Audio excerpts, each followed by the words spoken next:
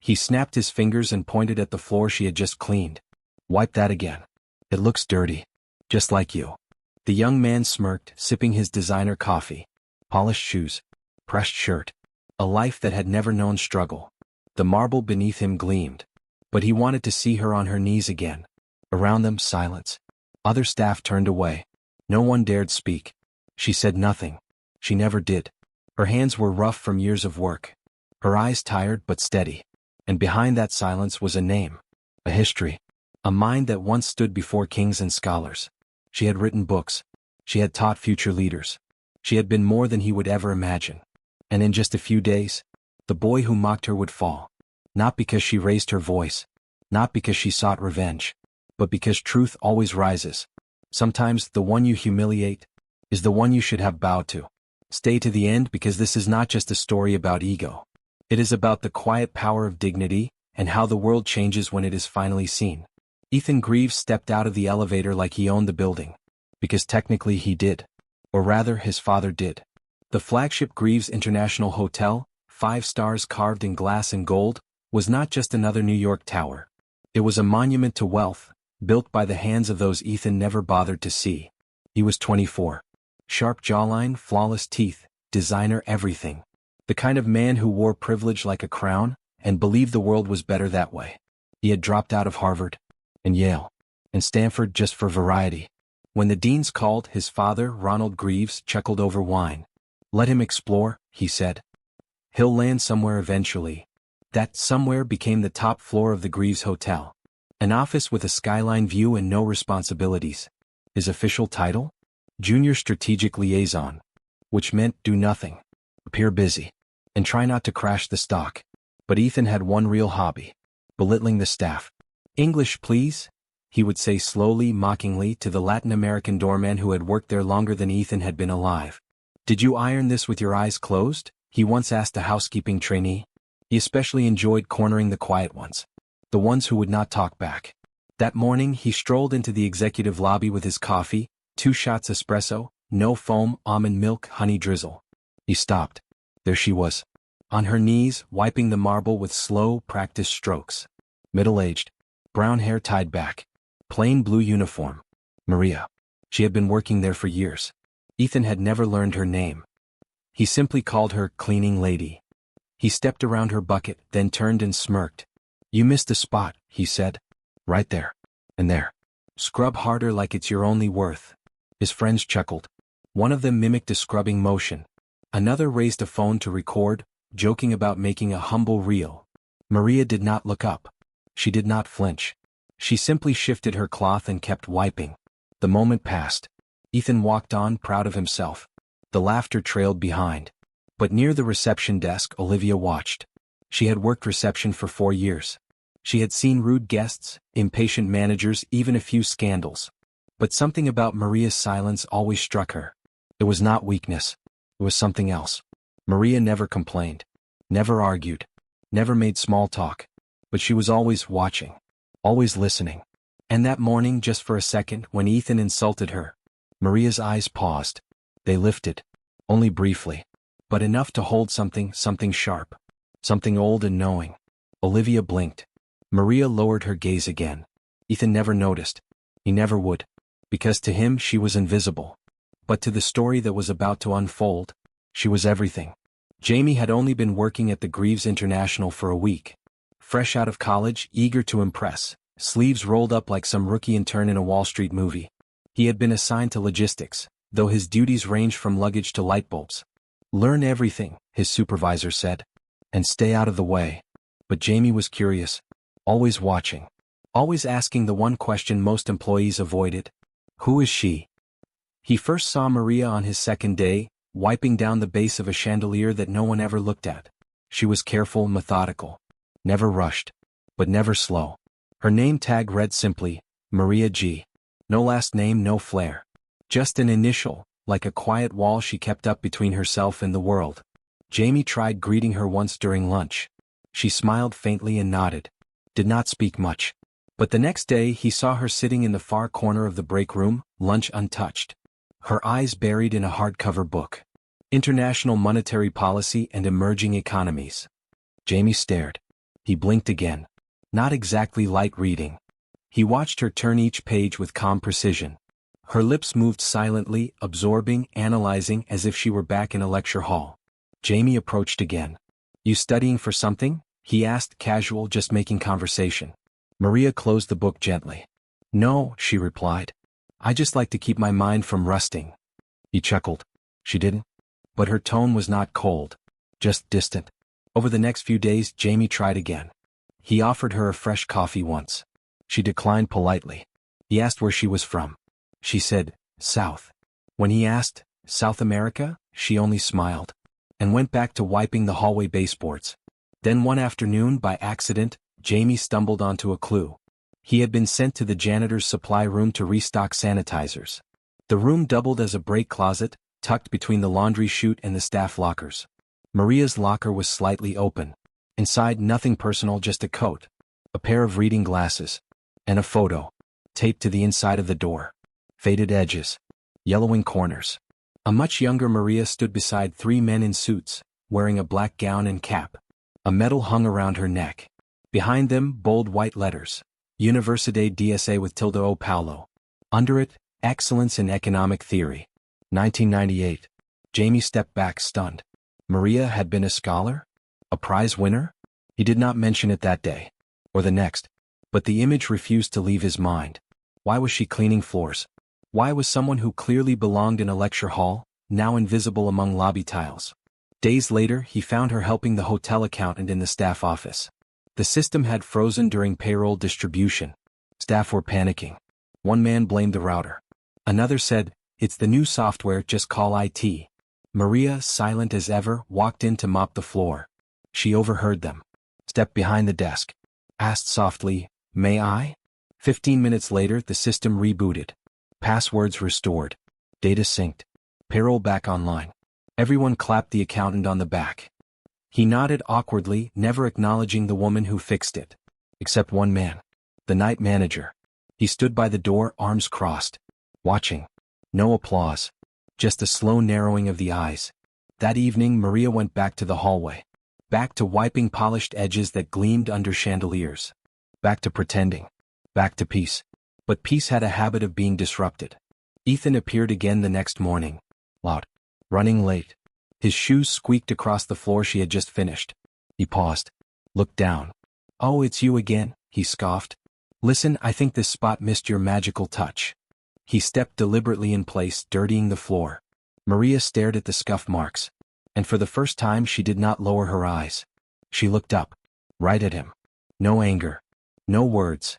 Just a steady, piercing silence. The kind of silence that feels ancient, measured, like a verdict being considered. Ethan's smirk faltered. Only for a second. But it did. He adjusted his collar. Whatever, he muttered. Then walked away faster than usual. Jamie saw it.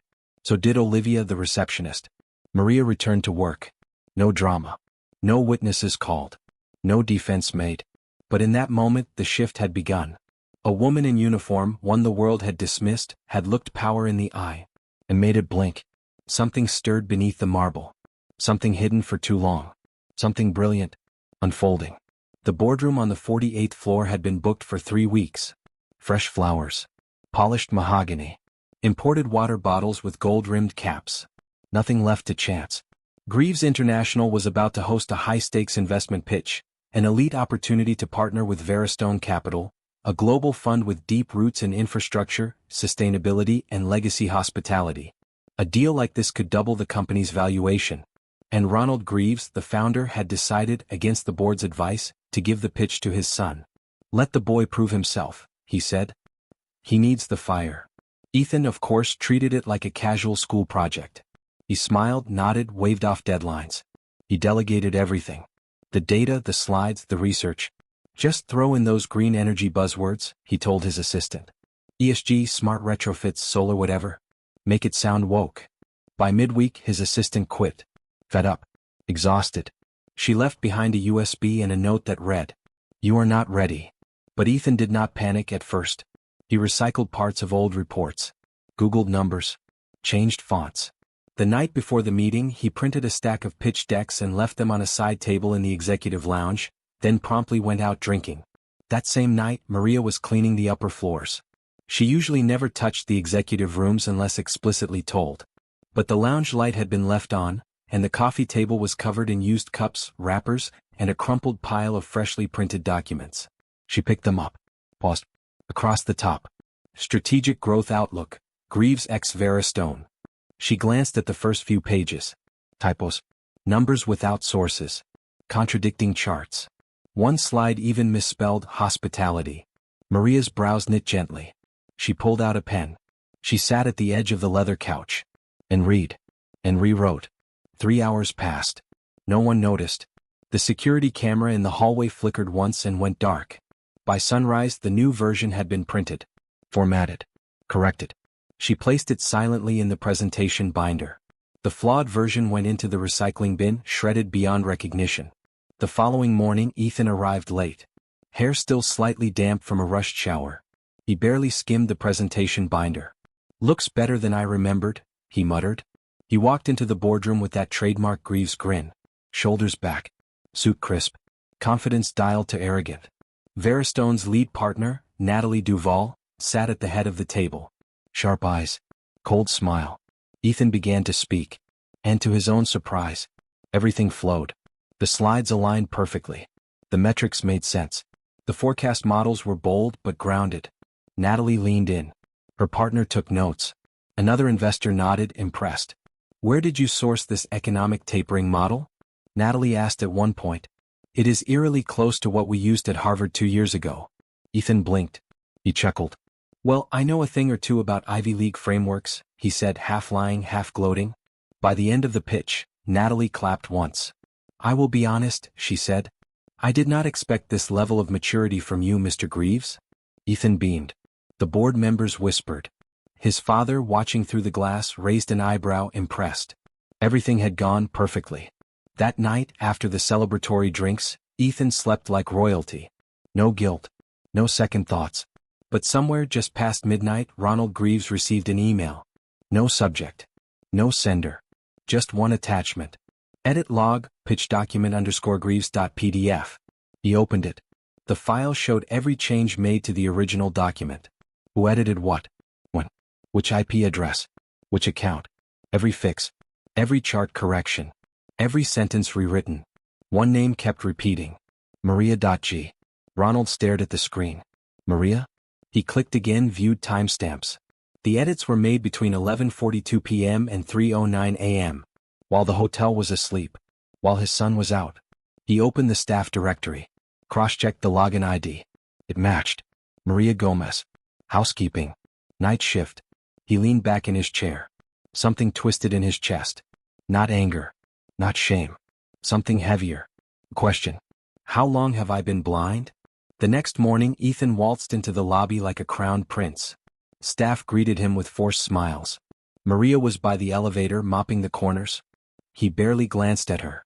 Whistled as he walked past. But from the mezzanine above, Ronald watched. Hands behind his back. Eyes narrowed. He had seen enough. Maria had never asked for credit. She had not even told Jamie or Olivia what she had done. But her fingerprints, subtle and unclaimed, were now on the most successful presentation Greaves International had ever delivered. She had saved Ethan's reputation, saved the company's future, and walked away without a word. But someone else had seen, and exposed the truth. That night, a quiet order was given. An internal audit. Not of finances, but of people. Who was ignored, who was overlooked, and who, in silence, had been holding up the foundation all along. It was an unusual memo. Typed in all caps. No explanation. Just the time and location. Staff meeting, 10 a.m. Executive boardroom. Attendance mandatory. Every department head got it. So did the operations team. So did the housekeepers. And so did Ethan. He strutted in 5 minutes late, phone in hand, latte in the other. "All right, what's the emergency?" he smirked, flopping into the leather chair reserved for his father. Ronald stood at the front of the long conference table. Sober. Still. Behind him, a large monitor flickered to life. A single document sat open. Titled, Edit History, Veristone Pitch.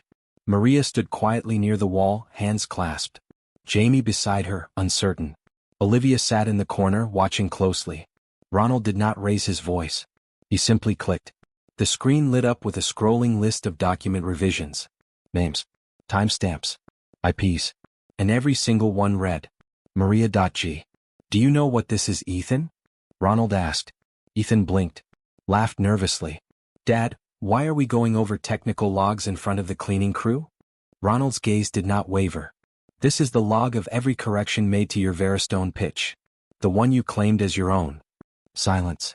Ethan glanced around, saw the department heads watching, felt the room tilt. I made edits, he stammered. I just had help with formatting. No, Ronald cut in. You were out drinking. The system was edited between 11:42 p.m. and 3:09 a.m.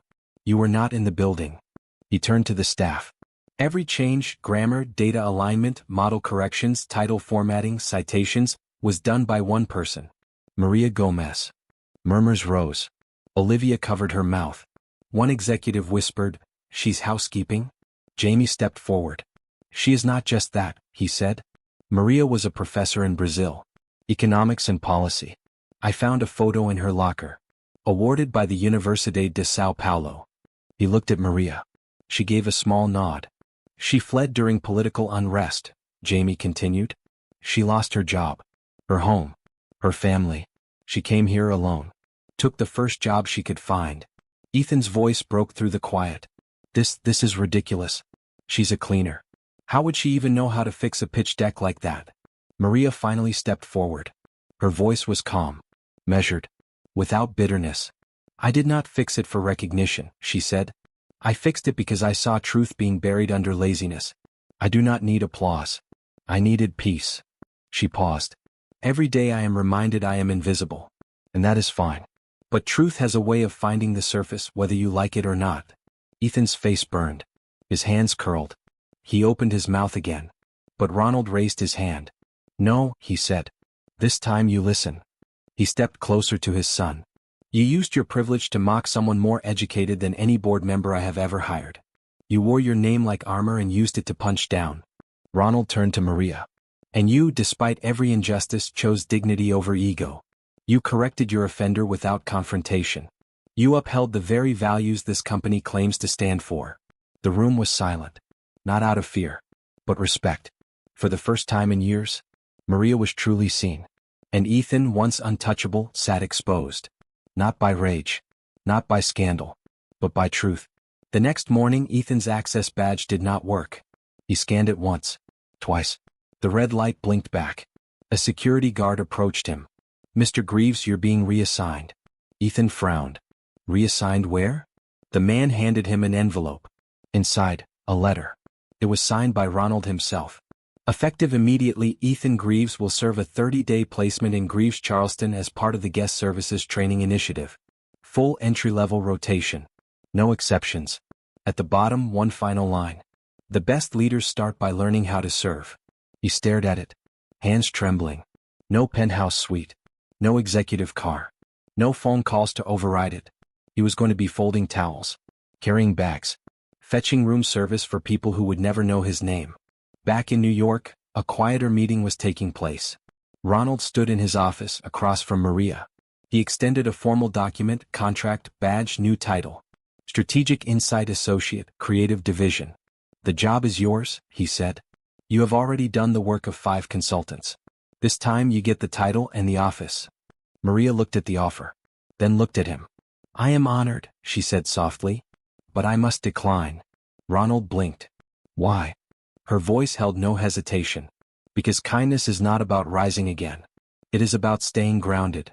She placed the contract back on the table. I do not want to disappear into another glass room. I want to stay where I am needed. Later that week, a young staff member named Reina approached Maria in the break room. She was nervous. Her hands clutched a folder. I heard you used to teach, Reina said shyly. I have a scholarship interview. I do not think I'm ready. Maria nodded. Sit, she said. Let us begin. Over the next few days more came. One by one. Asking for help. Some with resumes. Some with college applications. Some with broken English wanting to learn more. Maria never turned anyone away. She stayed after hours. Gave quiet advice. Helped translate documents. Taught lessons between laundry loads and vacuuming shifts. Word spread. Not in headlines. but in whispers. Ask Maria. She helped me get my GED. She taught me how to speak at the panel interview. She was no longer just the quiet cleaning lady. She was becoming something more. A mentor. A guide. A quiet pillar holding up a house that had long forgotten its foundation. And far away in a smaller hotel in Charleston, Ethan picked up his first tray of dishes. He nearly dropped them. Apologized. An older housekeeper chuckled. Careful, boss man, she teased. You ain't in your castle no more. He laughed too, but softer this time. His hands were no longer manicured. His shoes scuffed. At night he replayed moments in his mind. The laughter. The insults. The silence that followed. And he remembered her eyes. Steady. Unshaken. He whispered once to no one. I never even knew her name. The marble floors gleamed again just like they always did. But this time Ethan noticed the difference. It had been 6 months since Charleston. 6 months since he had wiped tables, carried bags, folded linens, and stood quietly in shoes he used to mock. Now, as he walked through the lobby of the flagship hotel, everything felt smaller. Not because the building had changed. Because he had. The staff looked at him differently. Some with cautious eyes. Others with quiet nods. He did not expect applause. And that, too, was new. Then he saw her. Maria. In the same uniform. The same calm posture. But this time she was not cleaning. She sat beside a younger cleaner, mid-20s, nervous, holding a calculator. Maria was showing her how to balance an inventory ledger. Pointing gently at the columns. Breaking down formulas. Explaining the importance of rounding error margins. Ethan stood at a distance for a moment. Watching. Absorbing. Then he walked over. Cleared his throat. Maria looked up. No surprise. No tension. He spoke first. Thank you, he said. Not a whisper. Not a performance. Just the truth. Maria gave a soft nod. Learning, she said, is humbling, is it not? He smiled. More than I ever imagined. He paused. And I have a long way to go. Maria's eyes met his. No pity. No pride. Just understanding. Then she turned back to her student. Picked up the pencil. Continued the lesson. No hugs. No grand music. No need. Just mutual recognition between two people who had changed and one who had never needed to. Weeks later, Ethan sat at his desk, this time not in a penthouse suite, but in a mid-floor office filled with paper and purpose. He opened a new internal initiative. Hidden potential, staff development from the ground up. A training program for service-level workers. Resume building. Skills testing. Scholarship funding. The motto he chose. Wisdom is not always loud. Listen anyway. It was inspired by a woman who never asked for anything but gave everything. Ronald Greaves sent a company-wide memo that Friday. Read. We often mistake silence for absence. But silence is sometimes where brilliance hides. We are only as strong as the wisdom we choose to notice. No names were mentioned. No titles. Just the truth. And so, the hotel moved on. Guests came and went. Towels were folded. Rooms were cleaned. Deals were made. But in the quiet spaces between the corners and corridors, something had shifted. People saw differently. Listened differently. And Maria? She stayed where she was. By choice. Helping those who still thought their worth could only be measured by where they started. And Ethan? He never called her cleaning lady again. In fact, he never used that term again at all. She was not just a cleaning lady. She was the lesson he needed, and the mirror we all fear to face.